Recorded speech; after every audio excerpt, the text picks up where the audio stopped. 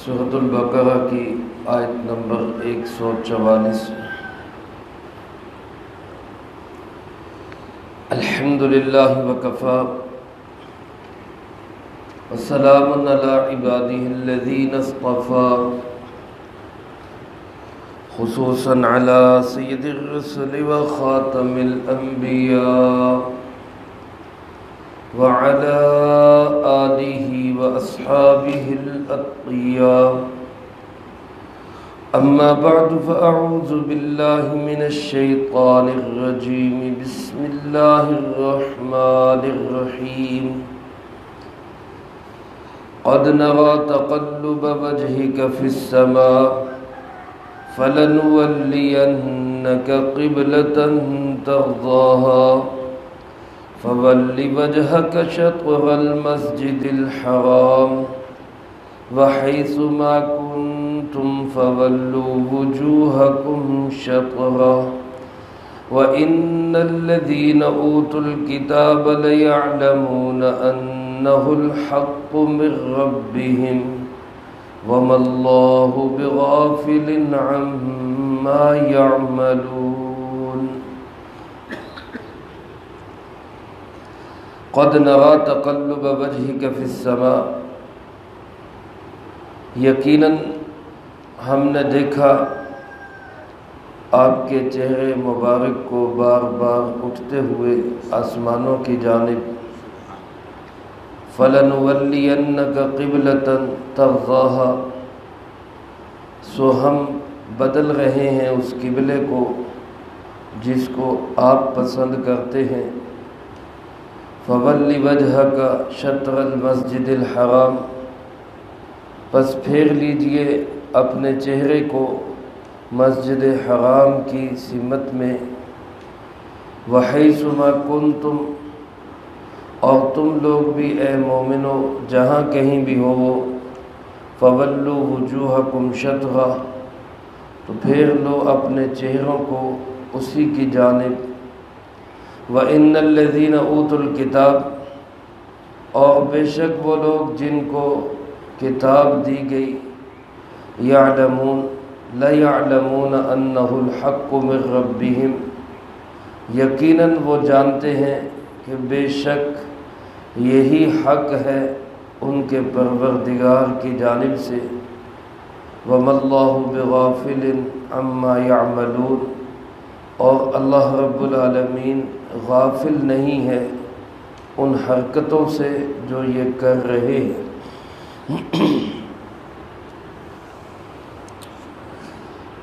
اس آیت مبارکہ میں اللہ رب العالمین نے تحویل قبلہ کے حکم کو بیان فرمایا ہے۔ گزشتہ دروس سے یہ بات عرض کر رہا ہوں، رسول اللہ صلی اللہ علیہ وآلہ وسلم کو مدینہ منورہ میں جب ہجرت فرما کے آپ تشریف لائے تو ابتداً حکم یہ دیا گیا کہ آپ اپنے چہرہ مبارک عبادت میں بیت المقدس کی طرف اپنا چہرہ رکھیں، یعنی اپنا قبلہ بیت المقدس کو بنائیں۔ چنانچہ آپ صلی اللہ علیہ وسلم نے 16 یا 17 مہینے بیت المقدس کی طرف رخ کر کے نماز پڑھی، لیکن دلی خواہش، دلی تمنا، آرزو آپ صلی اللہ علیہ وسلم کی یہ تھی کہ بیت اللہ کو ہی میرا قبلہ قرار دیا جائے، خانہ کعبہ کو جو مکہ مکرمہ کے اندر ہے۔ اس کی وجہ کیا تھی؟ علماء نے مختلف وجوہات لکھی ہیں اور ساری ہی ہو سکتی ہیں۔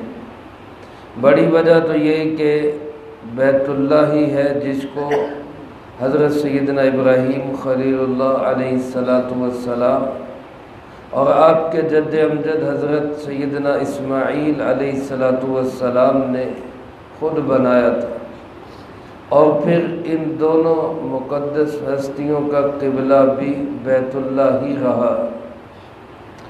بعض روایات میں یہ بھی آتا ہے کہ حضرت سیدنا موسیٰ علی نبینا علیہ السلام کا قبلہ بھی بیت اللہ ہی رہا ہے۔ ایک مسلمان اور ایک یہودی عالم دین کا آپس میں مناظرہ ہو گیا کہ حضرت موسیٰ علیہ السلام کا قبلہ کون سا تھا؟ مسلمان عالم دین نے کہا کہ حضرت سیدنا موسیٰ علیہ السلام بھی بیت اللہ کی طرف رخ کرتے تھے، ان کا قبلہ بھی وہی تھا۔ یہودی عالم کہنے لگا کہ نہیں ان کا قبلہ بیت المقدس تھا۔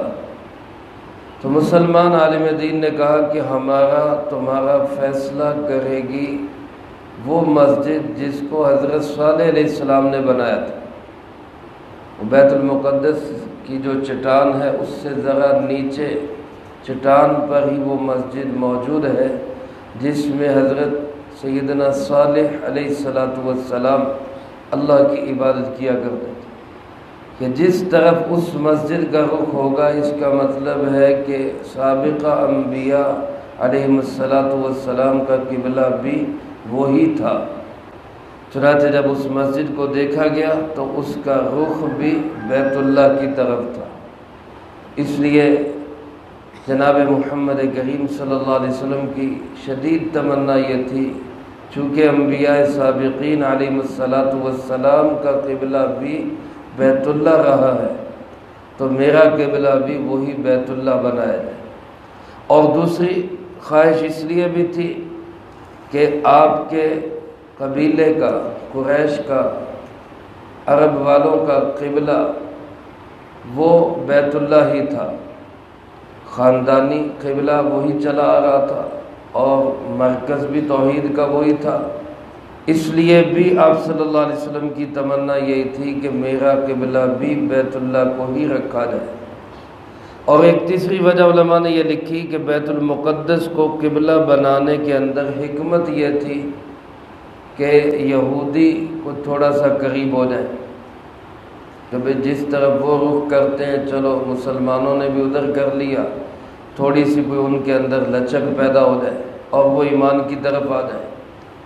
لیکن اتنا کر لینے کے بعد بھی کہ کتنی بڑی قربانی ہے، بیت اللہ کو چھوڑ کر بیت المقدس کی طرف رخ کرنا بہت بڑا امتحان تھا آپ صلی اللہ علیہ وسلم کا، صحابہ اکرام مہاجرین کا بالخصوص رضوان اللہ علیہم اجمعین۔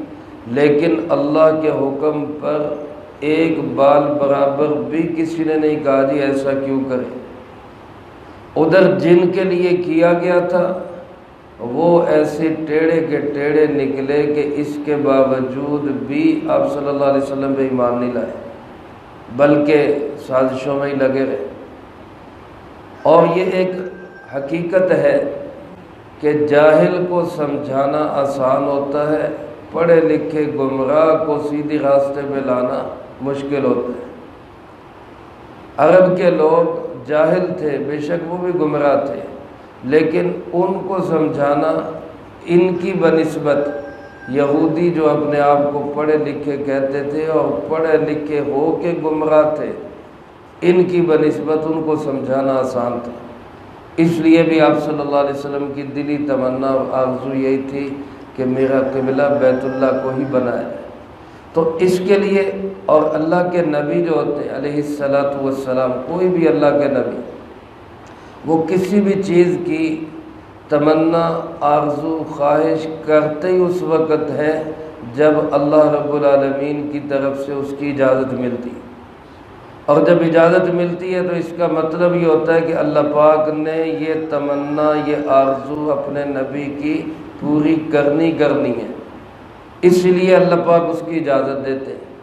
تو اللہ پاک کی اجازت سے ہی آپ کی یہ تمنا، یہ آرزو ہوئی اور پوری بھی اللہ نے کرنی تھی، لیکن کب ہونی تھی اس کے انتظار میں سرکار دو عالم صلی اللہ علیہ وسلم بار بار آسمانوں کی طرف دیکھتے کہ کب جبرائیل علیہ السلام وحی لے کر آتے ہیں، کب یہ حکم لے کر آتے ہیں کہ بیت اللہ کو قبلہ بنا دیا۔ قربان جائے اللہ رب العالمین نے قبلہ تو بدل نہیں تھا، لیکن اس کے بدلنے کے جو آرڈر جاری کیے اس میں بڑی محبت کا اظہار ہے۔ اللہ کے محبوب صلی اللہ علیہ وسلم کے ساتھ بڑی ہی عقیدت اور محبت کا اظہار۔ فرمایا میرے محبوب قد نرا تقلب وجہک فی السماء، ہم دیکھ رہے ہیں، ہمارے سامنے آپ بار بار اپنا چہرہ مبارک آسمان کی طرف اٹھا رہے ہیں۔ آپ کی اس محبت کو اور آپ کی اس چاہت کو ہم دیکھ رہے ہیں۔ اب اس کو وہ بندہ سمجھ سکتا ہے جس کے دل میں کسی کی محبت ہو اور اس کی چاہتوں کو پورا کرنے کو وہ اپنے لیے ایک بہت بڑی کامیابی سمجھتا ہو۔ اللہ رب العالمین اپنے محبوب حبیب کبریا جناب محمد مصطفیٰ صلی اللہ علیہ وسلم سے محبت رکھتے ہیں۔ اللہ بھی اپنے محبوب سے محبت رکھتے ہیں، ہم بھی اللہ کے محبوب سے محبت رکھتے ہیں۔ تو اللہ پاک اپنے محبوب کو فرما رہے ہیں، میرے محبوب ہم دیکھ رہے ہیں آپ کا چہرہ بار بار اٹھ رہا ہے، پھر آپ دیکھ رہے ہیں کب وحی کے آرڈر آتے ہیں تو سنیے، پھر ہم بدل دیتے ہیں۔ پہلے وعدہ کیا ہے فَلَنُوَلِّيَنَّكَ، پہلے وعدہ ہے پھر آرڈر ہے۔ اس میں علماء نے لکھا ہے کہ دوہری خوشی ہو جاتی، ایک وعدہ کرنے کی خوشی، پھر اس کے بعد وعدہ پورا کرنے کی خوشی۔ فرمایا فَلَنُوَلِّيَنَّكَ قِبْلَةً، ہم پھیر دیتے ہیں اسی قبلے کو جس کو آپ پسند کرتے ہیں، ترضاہا، جو آپ کو پسند ہے۔ اپنے محبوب صلی اللہ علیہ وسلم کی پسند کا اللہ پاک بھی کتنا لاج رکھتے ہیں۔ میرے محبوب آپ کو پسند جو قبلہ ہے، ہم بھی اسی قبلے کو قبلہ بنا دیتے ہیں۔ یہ جملے میں وعدہ کر لیا، آگے پھر فرمایا لیجئے ہم وعدے کو پورا کرتے ہیں۔ فَوَلِّ وَجْهَكَ شَطْرَ الْمَسْجِدِ الْحَرَامِ، اب آئندہ آپ اپنا چہرہ مبارک مسجد حرام کی جانب پھیر دیں۔ اس حکم میں بھی میرے دوستو عزیز ساتھیو غور کریں، اللہ پاک نے یہ نہیں فرمایا فَوَلِّ وَجْهَكَ إِلَى الْكَعْبَةِ، یہ بھی ہو سکتا تھا آپ اپنا چہرہ کعبہ کی طرف پھر۔ اگر یہ حکم ہوتا تو ہر جگہ پہ عین کعبہ کی طرف رخ کرنا ضروری ہو جاتا، بالکل سیدھا۔ ظاہر ہے اس میں بڑی مشقت ہوتی، خاص طور پہ دور دراز کے لوگوں کے لیے تو بڑا ہی مشکل ہو جاتا، بالکل سیدھا قبلے کی طرف رخ کرنا، کعبے کی طرف رخ کرنا، یہ تو بہت مشقت والا کام تھا۔ تو اللہ پاک نے فرمایا فَوَلِّ وَجْهَكَ شَطْرَ الْمَسْجِدِ الْحَرَامِ، آپ اپنا چہرہ مبارک مسجد حرام کی جانب پھیر لیں۔ اب کعبہ تو مسجد حرام کے اندر ایک چھوٹی جگہ ہے، اور مسجد حرام وہ پوری مسجد ہے جس کے اندر بیت اللہ موجود ہے۔ اب اس پوری مسجد کی طرف رخ کرنا یہ آسان ہو گیا، اور پھر اس میں بھی اللہ پاک نے یہ نہیں فرمایا فَوَلِّ وَجْهَكَ إِلَى الْمَسْجِدِ الْحَرَامِ، اِلَى نہیں، شطر، شطر کا معنی علماء نے لکھا ہے شطر کے دو معنی ہوتے ہیں، ایک معنی نصف اور ایک معنی جانب۔ یہاں جو معنی مراد ہے وہ جانب ہے، آپ مسجد حرام کی جانب، یعنی اس طرف آپ رخ کر دیں۔ اب مثال کے طور پہ ہم پاکستان والے، ہمارے لیے مسجد حرام مغرب کی طرف ہے، تو مغرب کی سمت میں ہم منہ کر لیں۔ اب اس سمت کے اندر وسعت آ گئی، تھوڑا بہت عین قبلہ سے دائیں بائیں بھی ہو جائے رخ تو تب بھی نماز ہو جاتی۔ ہمارے بعض حضرات بڑی شدت کر دیتے ہیں، جی نہیں جی تھوڑا بہت بھی فرق نہیں۔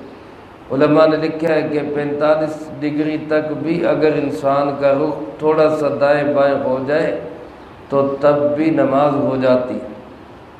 بالکل عین قبلہ کی طرف رخ کرنا یہ وہاں ضروری ہے جو مسجد حرام کے اندر ہو، جس کے سامنے بیت اللہ ہو، اس کے لیے ضروری ہے کہ وہ بالکل بیت اللہ کی طرف رخ کرے، اور جو دور ہے اس کے لیے اتنا ہی ضروری ہے کہ وہ اس جانب کو رخ کر لے، اس میں دائیں بائیں تھوڑا بہت ہو بھی جائے۔ اب سردیوں کے اندر مغرب اور ہوتا ہے، گرمیوں کے اندر مغرب اور ہوتا ہے۔ سردی کے موسم میں سورج جلدی غروب ہوتا ہے تو مغرب تھوڑا سا جنوب کی طرف چلا جاتا ہے، اور گرمی کے موسم میں سورج دیر سے غروب ہوتا ہے تو مغرب تھوڑا سا شمال کی طرف چلا جاتا ہے۔ ظاہر ہے سردی اور گرمی میں مغرب کا بھی فرق پڑتا ہے، تو یہ پوری سمت اس میں کسی بھی طرف رخ ہو جائے، اللہ پاک فرماتے ہیں بس ٹھیک ہے۔ یہ حکم تھا آپ صلی اللہ علیہ وسلم کے لیے، آگے پھر امت کو بھی اس حکم میں شامل کر لیا، حیث ما کنتم، اے ایمان والو، اے میرے نبی صلی اللہ علیہ وسلم کے متبعین، اے امت محمد صلی اللہ علیہ وسلم، تم لوگ بھی جہاں کہیں ہو وہ، فولوا وجوہکم شطرا، تم بھی اپنے چہرے اسی مسجد حرام کی جانب کر۔ چنانچہ قبلے کو اللہ پاک نے تبدیل کر دیا اور فرمایا یہ جو حکم آیا تحویل قبلہ کا، جس پر یہودی بھی اعتراض کرتے کہ جناب اب کیوں قبلہ بدل لیا، اب ان کو کیا ہو گیا، اللہ پاک فرماتے ہیں یہ یہودی جانتے ہیں کہ یہی حق ہے، یہی سچ ہے، ان کی کتابوں میں بھی لکھا ہوا ہے کہ پہلے ان کا قبلہ بیت اللہ ہوگا، پھر بیت المقدس ہوگا، پھر بیت اللہ ہوگا۔ یہ اس بات کو جانتے ہیں کہ یہ حق ہے، لیکن اس کے باوجود بھی خام خواہ کی شرارتیں کرتے ہیں۔ اللہ پاک فرماتے ہیں یاد رکھیں میں ان کی شرارتوں سے غافل نہیں ہوں، مجھے پتہ ہے سب کون کیا کر رہا ہے، اس لیے اپنے محبوب صلی اللہ علیہ وسلم کو تسلی دی کہ کہنے والوں کو کہنے دیں، جو پروپیگنڈا کرتے ہیں کرنے دیں، شور مچانے دیں، آپ بس اللہ کے حکم کی اطاعت اور فرما برداری کریں، آپ کا کام بس یہی ہے۔ چنانچہ فرمایا وَإِنَّ الَّذِينَ أُوتُوا الْكِتَابَ، یہ لوگ جن کو کتاب دی گئی، اس سے مراد یہودی ہیں جن کو تورات ملی تھی، یا عیسائی ہیں جن کو انجیل ملی تھی، فرمایا لَيَعْلَمُونَ، یہ بہت اچھی طرح جانتے ہیں کہ أَنَّهُ الْحَقُّ مِن رَبِّهِمْ، یہی حق ہے ان کے رب کی طرف سے، حق ہونے کے باوجود یہ اس حق کی مخالفت کرتے ہیں، سازشیں کرتے ہیں، اس کے خلاف پروگرام بناتے ہیں۔ اللہ پاک فرماتے وَمَا اللَّهُ بِغَافِلٍ عَمَّا يَعْمَلُونَ، ان کی حرکتوں سے، کرتوتوں سے تیرا اللہ غافل نہیں ہے، اس کو سب پتہ ہے۔ پتہ ہونے کا مطلب کیا، وہ ان کی سازشوں کو ناکام بھی بنائے گا، اور اے اللہ کے محبوب آپ کو اللہ پاک عزتیں بھی دے۔ میرے محترم دوستو، اس آیت مبارکہ میں جہاں تحویل قبلہ کا حکم ہے، وہیں جناب محمد کریم صلی اللہ علیہ وآلہ وسلم کی عظمتوں کا بھی ذکر ہے۔ اللہ پاک مجھے آپ کو سب کو آپ صلی اللہ علیہ وسلم سے، قرآن مبارک سے دلی عقیدت و محبت نصیب فرمائے، اور ان کی بات مان کر چلنے کی توفیق نصیب فرمائے۔ اللہم انت السلام ومنک السلام، تبارکت ربنا وتعالیت یا ذا الجلال والاکرام۔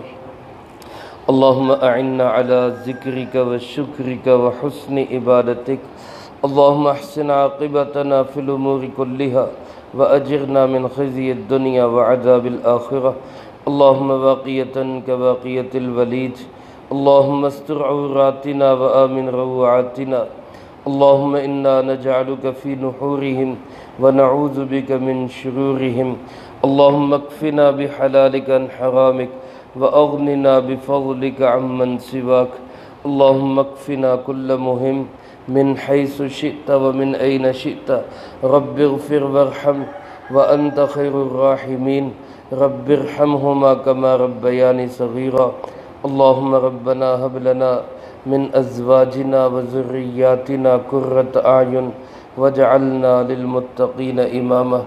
اے مولا کریم، یا اللہ پاک اس پورے ہفتے میں جتنا درس قرآن ہوا، طلبہ عزیز طالبات نے جو پڑھائی کی، اللہ اس سب کو اپنی بارگاہ میں قبول فرما۔